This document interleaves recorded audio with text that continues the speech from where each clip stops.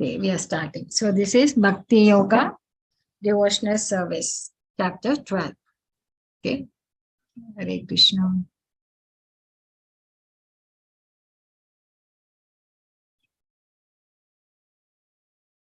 Okay, Prabhu.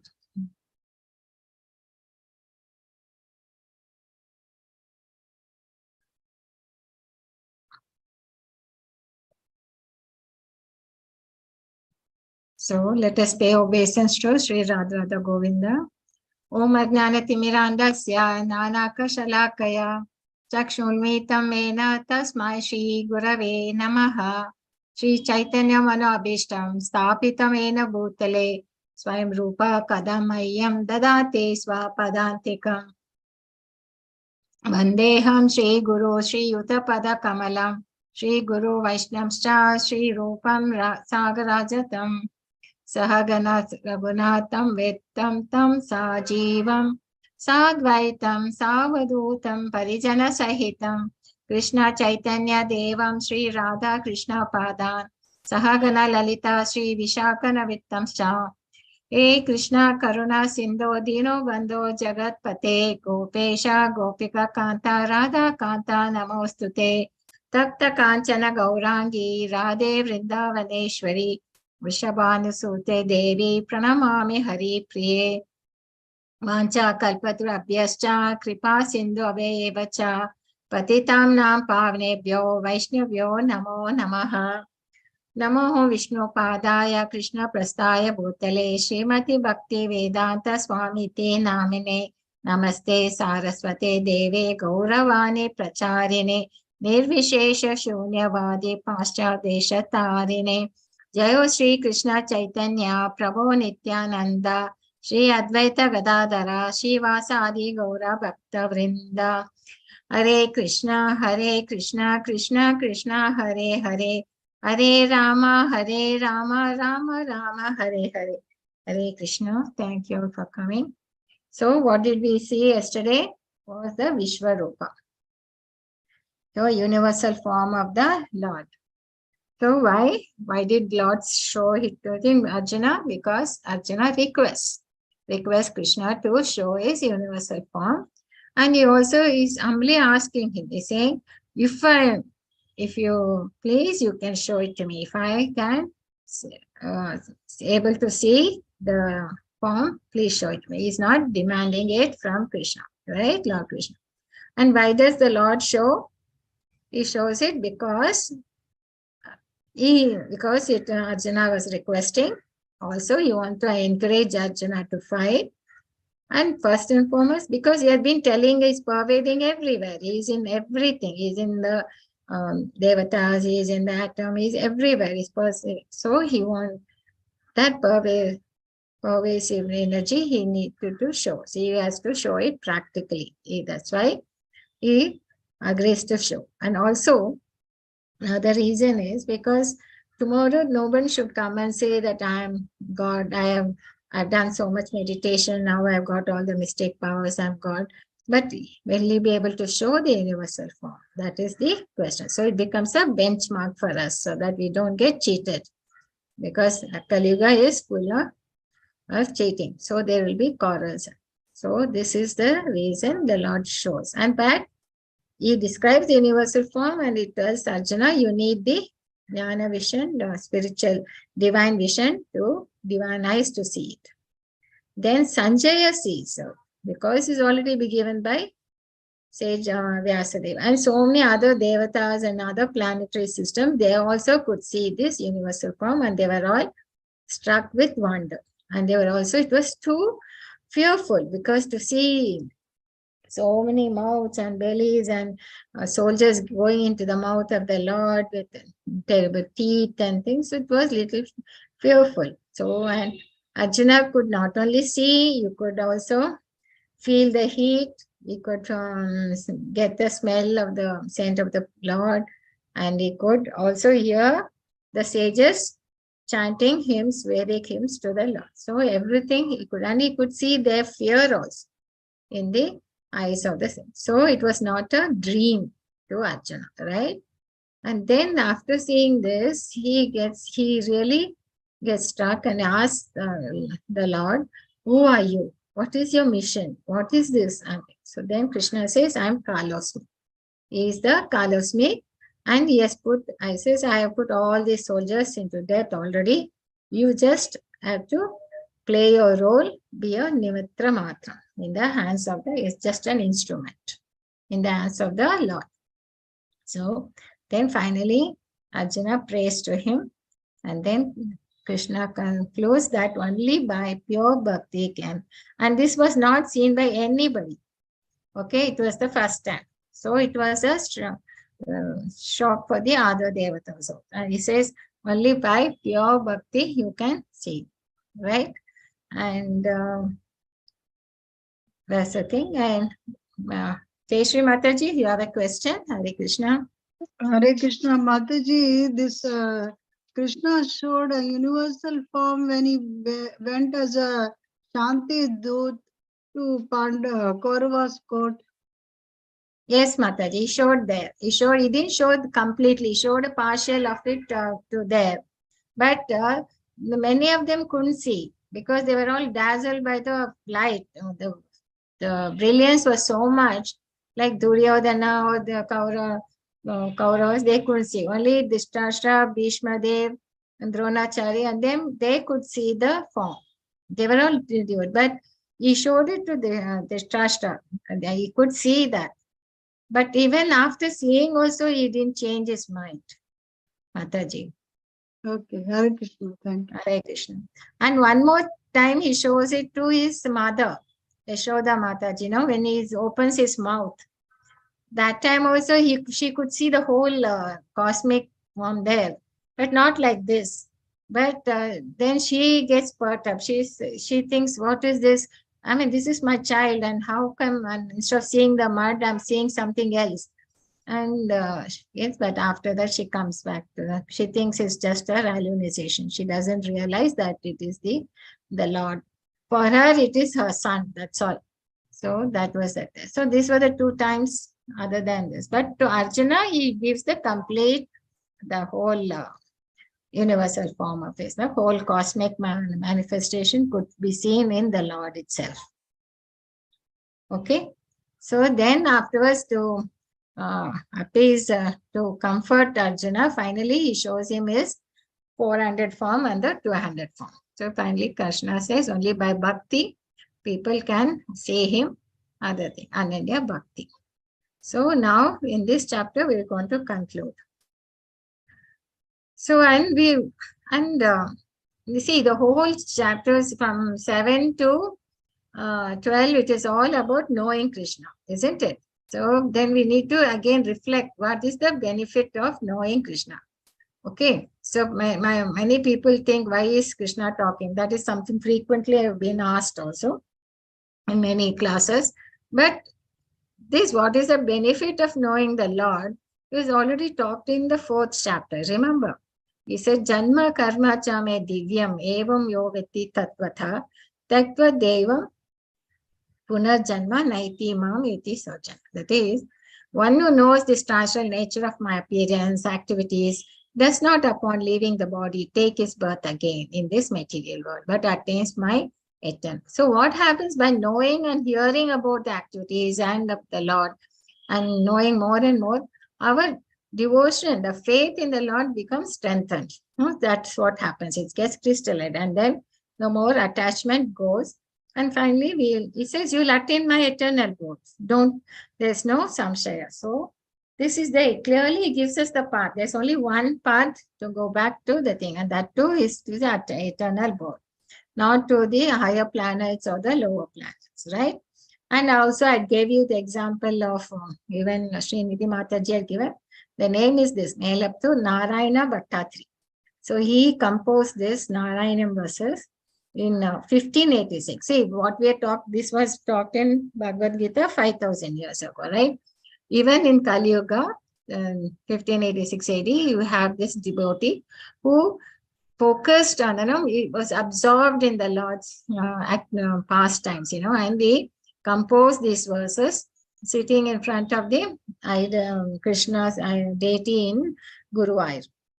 Okay, he was 27. He was suffering from some ailment, and then he composed, and for 100 days he was fully absorbed in the Lord, the memory and thinking of his pastimes and in the verses, and he was poems thing. So that is on the 100th day.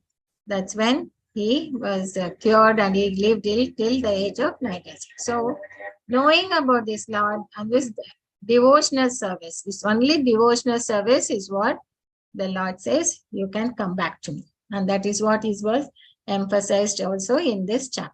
That's what was said in the last conclusion. Okay. And then, okay, now we'll come to overview of this chapter 12. So now there's a query by Arjuna. Is it personalist or impersonal? See, we know there are two theories. Even at that time, the two theories were prevailing. That is Dvaita and Advaita. Dvaita says that God is a person and we need to serve him. That is the Dvaita philosophy by Madhvacharya and Ramanujacharya and all. But Shankaracharya's thing was Advaita, impersonal. That is, we will, Aham Brahmasmi. After the thing, we will get merged into the Lord, merged into the Brahma Jyoti of the Lord. So there is no difference between us and the God. God is everywhere and there is no form. That is what they say, Advaita. Okay, so even now it is there, and even at that time it was there. So the query comes to Arjuna that how do I meditate on it? As the personal form or the impersonal form? That is the Jyoti's form. Okay, and then Krishna says only personal form is the best. That is the supreme. Okay, and then he continues to say about the progressive stages of bhakti. Or how do you, there are many stages. How do you go up to the perfect stage? Then qualities that endure one to the Lord Krishna, he goes on to explain how the pure devotees' qualities are very dear to the Lord. And then dear to them. So we should know why we should know the qualities, then you'll be able to identify the personalities, and then we can try to cultivate those qualities so that we also become dear to Krishna. Okay, this is how it's only very short chapter, only 20 verses. So that's why today Prabhuji was giving 2 kirtans then. So Arjuna uvacha evam satata yuktaye bhakta swam paryupasate he chapi aksharam avyaktam tesha ke yoga vittamaha. Arjuna inquired, which is considered to be more perfect? Those who are properly engaged in your devotional service or those who worship the impersonal Brahman? Okay, so whether to focus on the impersonal, the Jyoti, or into the personal form of the Lord. So, and you might ask, this is some very general concepts only. God is there everywhere, so power is there, no form, no quality. Many people, when you ask them, oh, whom are you meditating, they do, I say they meditate on, they do some meditation, they meditate on some light and all. But people say he has a beautiful. So Arjuna is asking, which is better? So the question why he got at this moment, we need to understand. Because even in chapter 10 also he was asking, how do I meditate on you? Please tell me your vibhutis. And then later in 11, he asked him to show his universal form. So now he wants to be clear, because he wants to get clarity, because he likes the personal form of the Lord. He was said, no, you come back to me, show me your two-handed form and the form, because he is happy with that form. He likes that, but he wants to get clarification. Another thing is, he showed the power, no? He saw that entire universal power, no? The power which was emanating from him, the lights and all that. And so he panicked, actually. So he's wondering, which is better, whether to worship the impersonal Brahman or the devotional service. So we come. So, and we also need to think. Many people get confused in this. There are people who like to think about no energy, nothing, and they want to just focus on that. So here, This is the question which is there then, and it is also nowadays also it is there. Okay, it's not something old. It's all still which rupa is best. So why is asking is this question? We looked into it. Now Sri Bhagavan Uvacha Maya Avesha Manoyema Nitya Yukta Upasate Shraddhaya Para Yopetas Te Me Yuktatama Mata. The blessed Lord said, whose mind is fixed on my personal form, always engaged in worshipping me with great and transcendental faith, is considered by me to be most perfect. So he is very affirmative, no confusion. Straight away he will tell you the what you have to do. So personal form. See, in that way, it doesn't cause us any confusion. The Lord is very, very merciful, very clear and very thing. And he will first and foremost, he'll give off the answer. He won't go beat around the bush to come to, oh, we have to search in that dialogue, where the answer is, nothing. So straight away he'll give you the answer, and that is how he's a great teacher. Okay, so that they want Sri Bhagavan. So he said, whose mind is fixed on my personal form, and his personal form, he was there in the earth 5,000 years ago. So the form is seen, right? So he has always engaged in worshipping me with great faith, is considered by me the most perfect. So here the question will come whether question is the idol worship or the deity worship.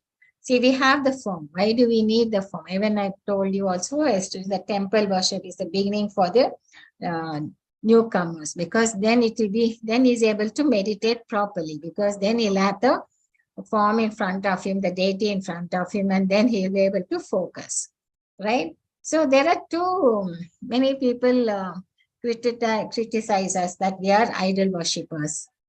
But there is a difference between idol worship and deity worship. Okay.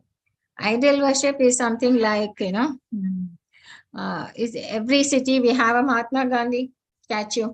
Every city has, isn't it? He is a freedom fighter. He got us the freedom. So every city will have a Mahatma Gandhi. All through 65 days, no one will bother. Okay. Only the crows, birds and all will be sitting on it, but no one will bother about it.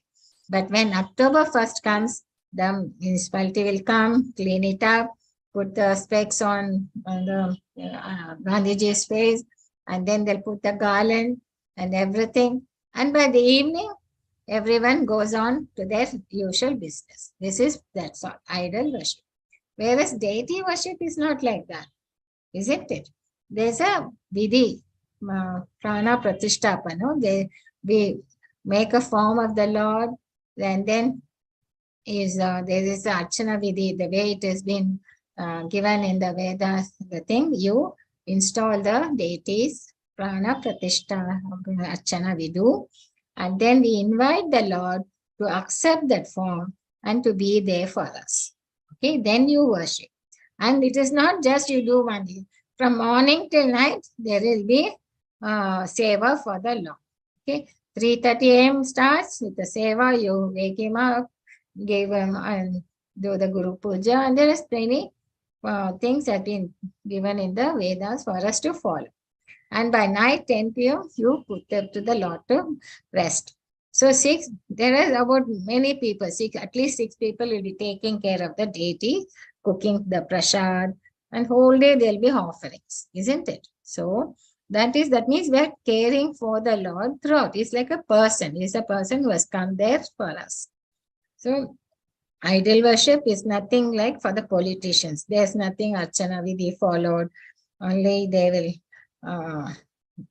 but whereas the deity worship is like the great acharyas and all have installed. In Udupi, it was installed by Madhvacharya. So even Guruvayur and so many Sri Rangam and all that is the pure devotees who are the ones who have installed the deities. And even today they are worshipped. Okay. And also Krishna revealed his form when he came 5,000 years ago. Description is there in the scriptures. Based on that, they make the form of the Lord. So there is Archana Vidhi. Okay. And so you might also, in the purport, Prabhupada gives a very beautiful analogy. he says, there is a red box on the road, so you go and put your mail there. But will the mail go? Unless the red box is authorized by the government, it's a post box authorized by it. Then if you put your mail, your letters there, then it will go to the right person, it will get delivered. It is not just any red box, isn't it? The same way, this red box, which is the authorized by the government, is like that is the temples. Here the date is. So that has been given by the deity worship, because it is by the acharyas and the proper vidhana has been followed. And that's how we pray. And if you go to do that deity worship as per the Archana Vidai, then your service, your prayers are heard by the Lord. Especially when you are chanting, it is a mantra meditation. We focus on the vibration. There, it is Nama Avatar. The Lord is in the sound form. Okay. So this is what the Acharya does. In the beginning, gives them the Nama form to serve the Lord. That is the first Diksha. But as they progress, then he gives them the deity form to serve. So that is the second Diksha. So this is how we do. Okay. So we are very clear. Personal form is very emphatic. So we show the idol worship and deity worship. Then now he gives to the explanation why impersonate form is not proper. But those who fully worship the unmanifested, that which lies beyond the perception of the senses, the all-pervading, inconceivable, fixed and immobile. The impersonal conception of the absolute truth by controlling the various senses and being equally disposed to everyone, such persons engaged in the welfare of all at last achieve. So there's quite a process. That is, you have to stop the mind from thinking, and you have to focus on the Lord. You have to put a lot of endeavor. You have to control your mind, your senses, and you have to be peace, and you have to, follow all that Ashtanga Yoga. And then only you can go to the Lord. So that requires, it's a long process. That is the reason why Krishna says you don't have to do that. And also he says it is klesha, adhikaras tesham, avyaktasakta chetasam. Avyakta hi gati dukkham. Klesha dukkham devaha vitir avyakti. For those whose minds are attached to the unmanifested, impersonal feature of the Supreme, advancement is very troublesome. It's very difficult. To make progress in that discipline is always difficult for those who are aware. So that's why he says, you take to the personal form of worship. That is much easier, and you'll be able to, and it's practical. Okay. So otherwise this path is, you will reach, but you will need to put in lot of effort, and you have to control your mind and senses. Okay. So he is very clear, and also he gives the reason why this is not, the second method is not practical. Okay, and there's a risk of falling down. So, and it depends on our own endeavor, right? Finally. So, for one who worships me, giving up all the activities upon me and being devoted to me without deviation, engaged in devotional service, always meditating upon me, was fixed his mind upon me, O son of Pritha. For him I am the swift deliverer from the ocean of birth and death. Mrityu samsara sagara. So now he clearly tells.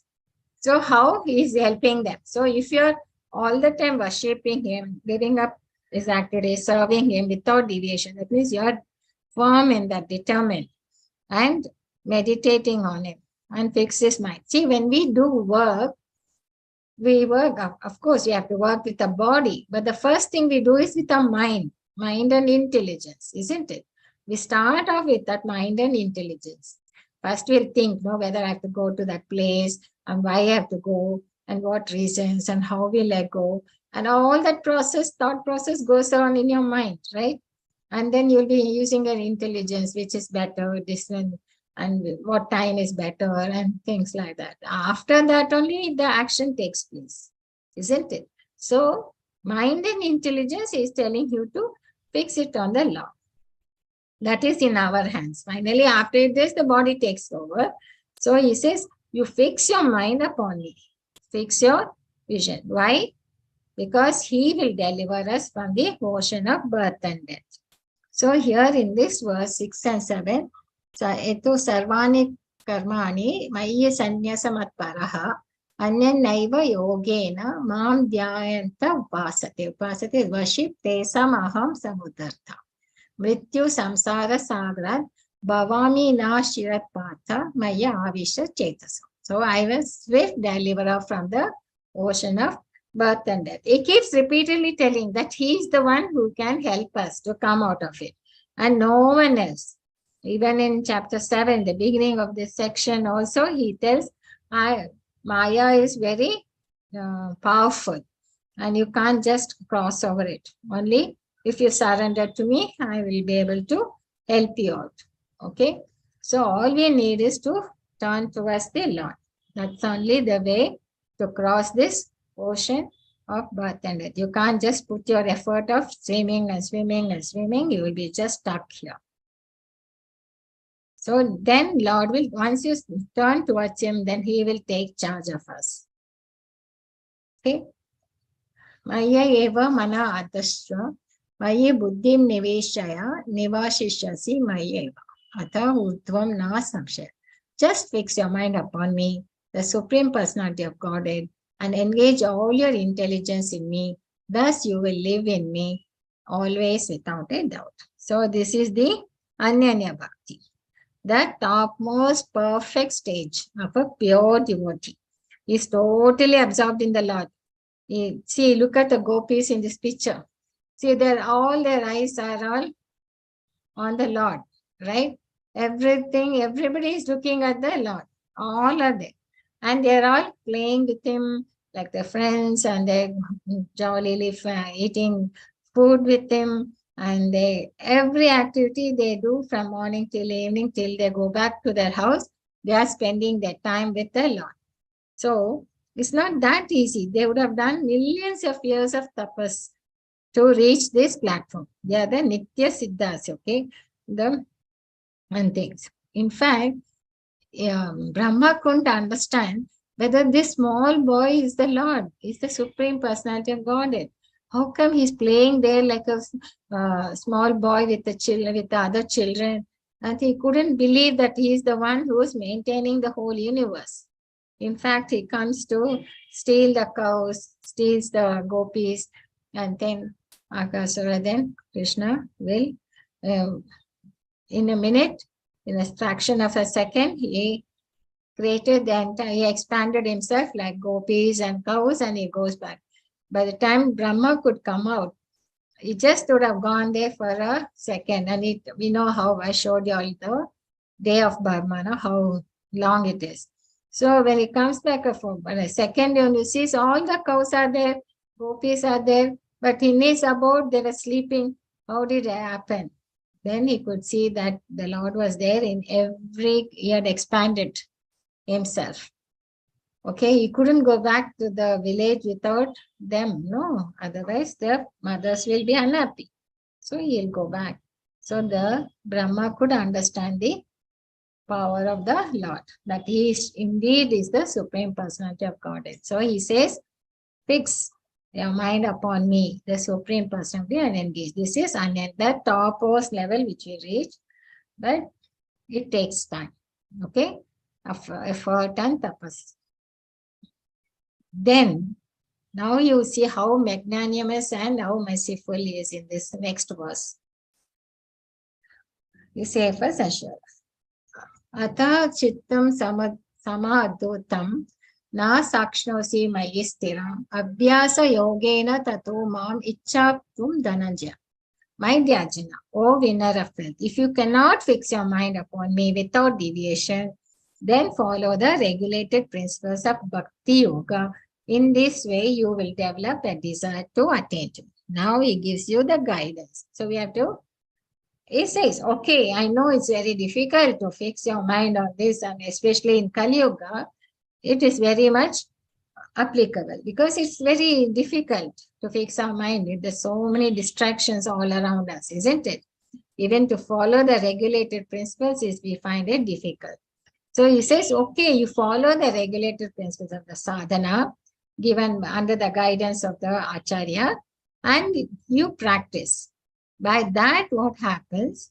You will slowly develop a desire to come to me, to attention. So once that desire is kindled in our hearts, we would like to progress in the sadhana, isn't it? So under the guidance acharya, you take to sadhana bhakti. So that is the stage he suggests. Okay, you can't do like the pure devotee. At least you do the regulative principles, you do the sadhana. That we were also telling you, know, that you be with the under the guidance of a spiritual master, take to chanting, to reading books, to listening to the scriptures, and doing service for the Lord, deity worship, and all that. So many other in their sadhanas. Okay. So practice something which is inherent in us. And it is not something which is difficult. That walking capability is there in us. We have that capability of serving. It is there in us. It has to be invoked. It has to come out. No, the Krishna consciousness is there. See, when somebody is put suddenly some trouble comes, naturally he turns to the Lord. No, he says, "Oh God, please save me." And even the doctors say, finally, no, it's all in the God's hand. We can't do anything else. So it is there in all of us minds, in everybody's mind, it is there in their heart, but it has to come out. So he says, you practice something which is inherent, that is sadhana bhakti, right? Now you see how mercy. Abhyasa api asammatto. You can't do that. If you cannot practice the regulations of bhakti yoga. Mad karma paramo bhava, mad attam api karmani kurvam siddhim vyabhos. That is, at least you try to work for me. Because by working for me, you will come to the perfect stage. Okay, you can't do the sadhana, you can't restrict yourself. At least do something. Try to help the devotees who are worshipping Krishna, or try to do something like for the temple seva. They are building temples, you can give seva for that, sacrifice some resources for that. Or there are many things which you can do. So nishkama karma yoga. So if you can't, you can do, at least do that. Slowly what happens? You will get attracted to that. You will come to the perfect stage. Okay, this is the option. See how he is very, it's not like, spiritual part is only this and nothing else. No. You can take up spirituality whenever it is practical and feasible for you. It is not something forced, like if you don't do it now, then everything is lost. No. Krishna is very, very merciful. He says, please come. A path is not all or nothing. One can begin their journey according to what is feasible and realistic. So that is what here he is explaining in these verses. If you can't be restricted, at least do work for us. Nishkama karma yoga. Now, atyatadapi asaktosi kartum mad yogam ashritaha sarva karma palatyagam tato kuret. If, however, you are unable to work in this consciousness, then try to act giving up all results of your work and try to be self-sufficient. So at least do some charity. He says if you can't do and you can't do be in Krishna consciousness, at least you can do the sarva karma palatyagam. At least give up your results, sacrifice it for the welfare of the public. Okay, that way you will get some punya, of course, and you'll also be in the act of giving, not like taking it for yourself, trying to be selfish. Okay, you are trying to give up. So you are in that situation of charity mode. Okay, so you give up the results. That is also good. So it's like sakama karma. That means but you'll be self-sufficient. At least you'll be peaceful inside. They will be in the mode, try to be in the mode of goodness instead of being in the passion and thing. So give results to a good cause. Okay, if you can't give it to the Krishna consciousness devotees, at least do that. So this is the first. And one thing you realize, when you look at the ladder, the fourth stage, the topmost was the pure bhakti. Then comes the sadhana bhakti. Do it with regulations and regulative principles as told by the acharyas, right? And third was nishkama karma. If you can't do that regulative principles, at least give your results to the Lord. Not to work for the devotees or work for the Lord. Okay, if you can't do that, then comes the giving up the charity. See, that comes at the fourth stage. It's not in the topmost stage. So many people get confused with that Madhava Seva and Manava Seva. This is what the Lord says. So, okay, if you cannot take to this practice, then engage yourself in the cultivation of knowledge. Jnanam dhyanam vishishyate.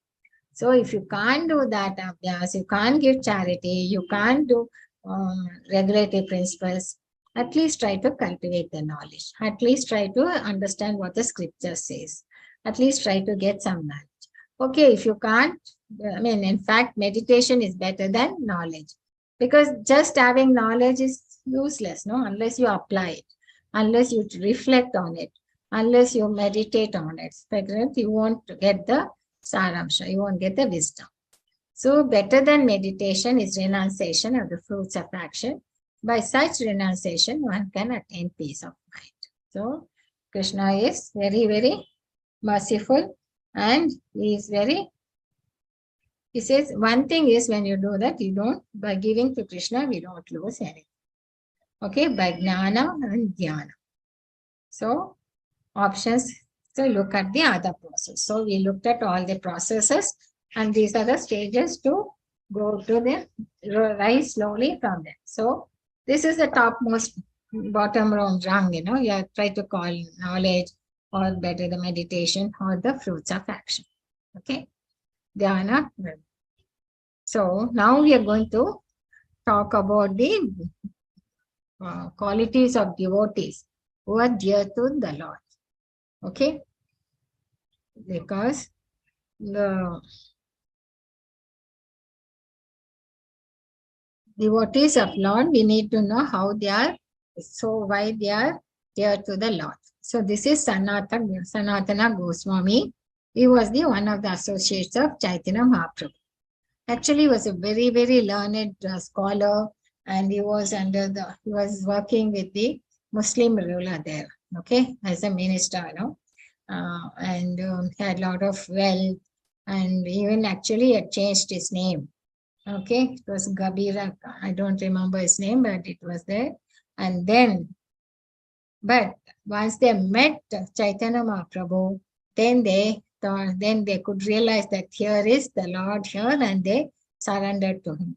Then Chaitanya Mahaprabhu said, okay, from now on, your name would be Sanatana Goswami, and his brother's name would be Rupa Goswami. So they immediately left their post from there, and whatever wealth they had, 50% they gave it off to the Krishna consciousness people, devotees, and 25% they gave it off to their relatives, their family relatives and all that, and 25% they kept it for personal emergency. In fact, Sanatana Goswami was imprisoned by the Muslim ruler, because his brother already left. He had two of them were there in his administrative role.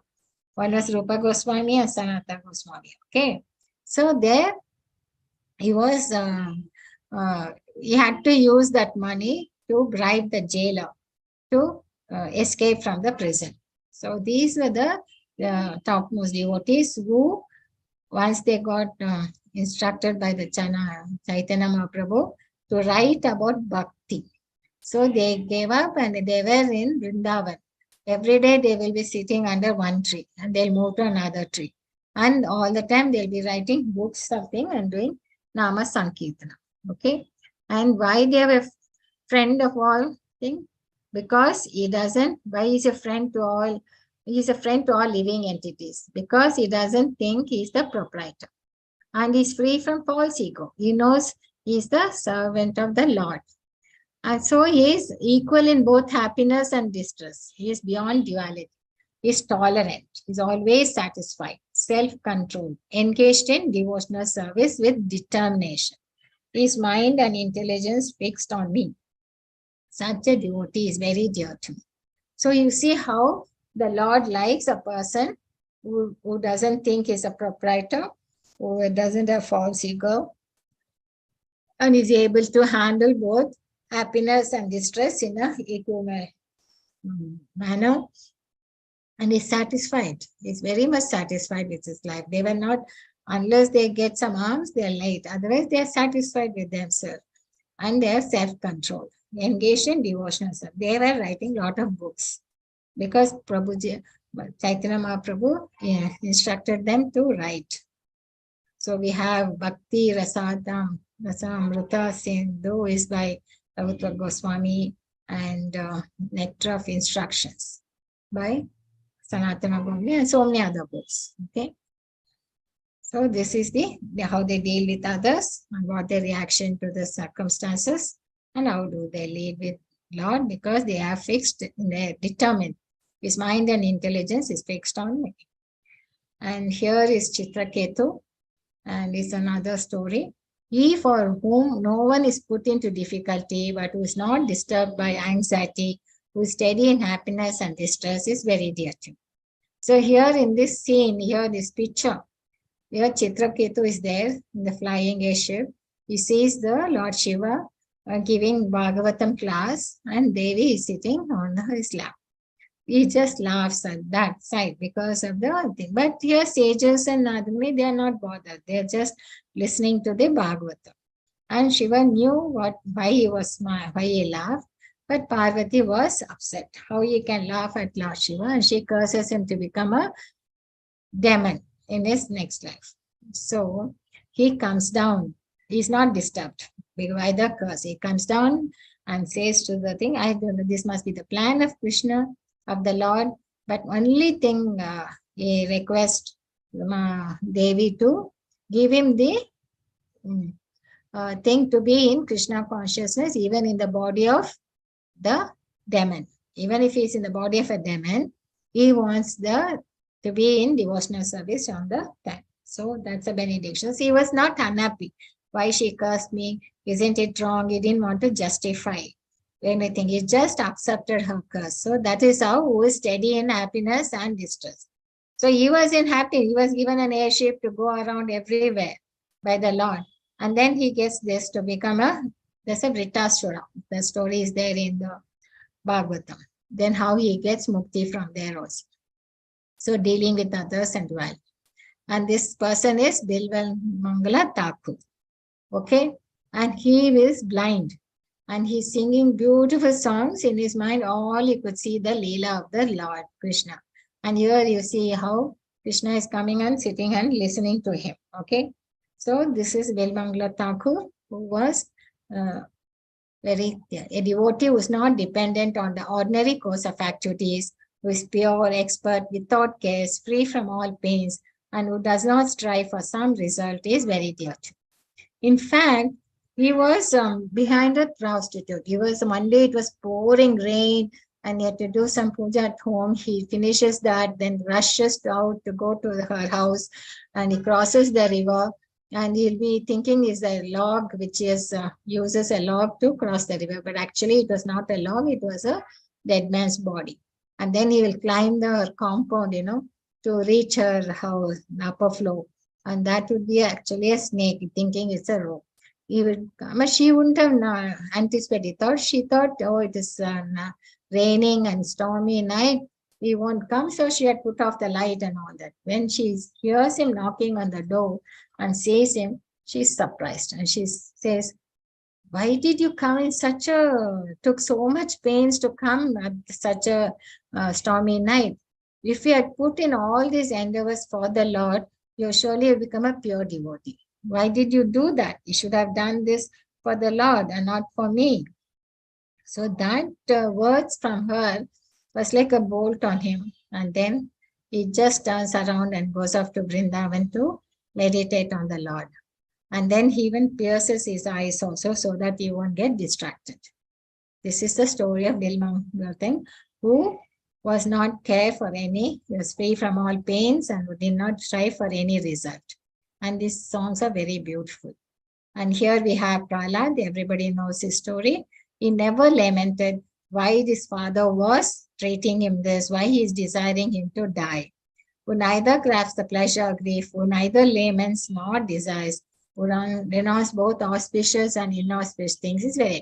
He was not perturbed. Whatever the things were coming and thrown at him, he was just a boy, but he was already fixed in the Lord's devotion. So he was just firm. So it was that.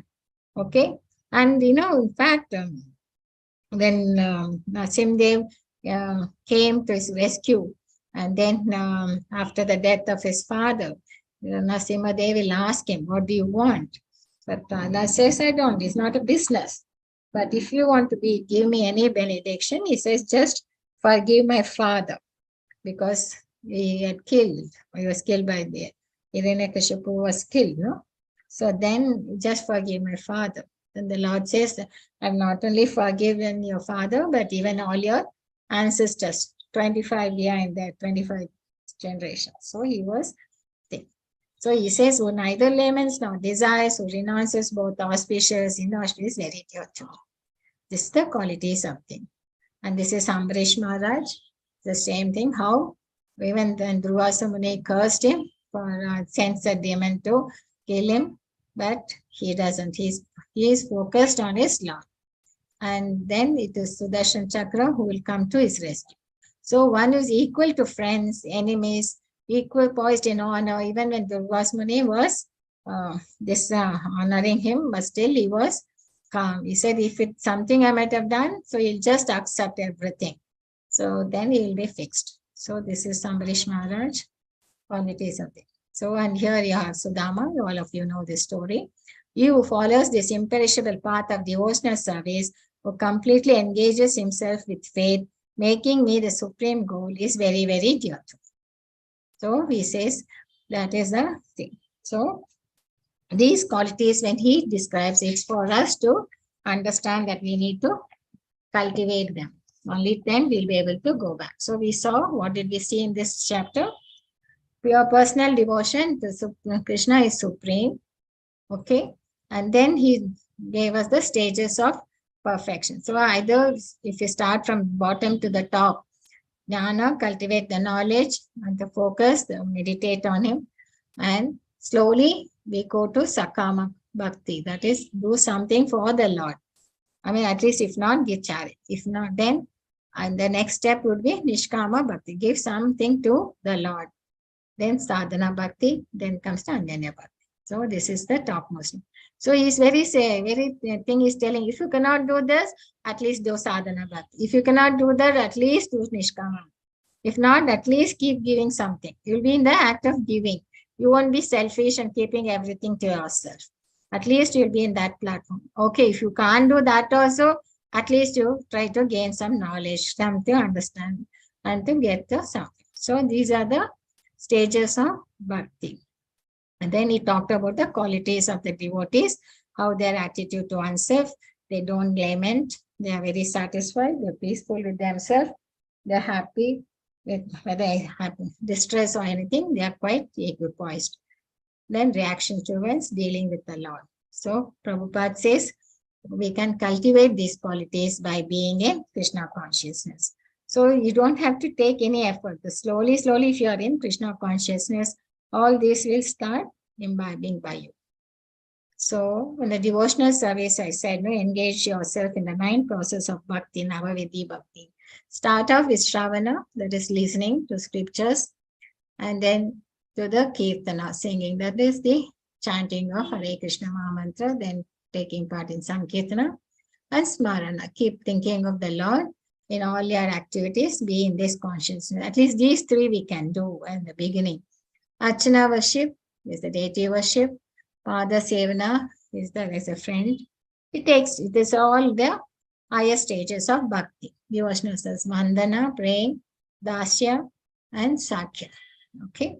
So there are some examples given here. So Pada Sevana is Arjuna, Dasya is Anjaneya, and Atma Nivena is Bali Maharaj, and so many others. So we can, Smarana is Prahlad.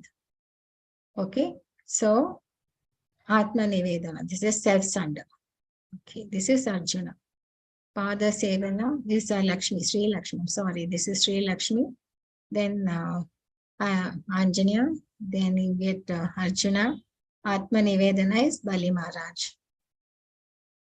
So, if there's any questions, you can tell. Vancha kalpatu abhyascha kripa sindhu evacha patitam nam pagnebo vaishnavo namo namaha. Hare Krishna, Krishna Hare Hare, Hare Rama, Rama